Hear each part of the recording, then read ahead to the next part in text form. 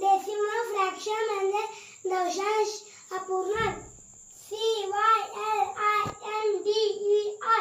Cylinder म्हणजे दंडगोल. BISECTOR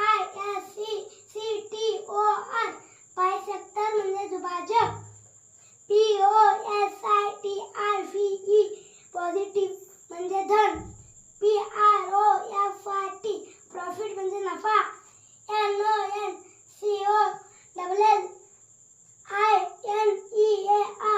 non collinear म्हणजे नेक रेषीय.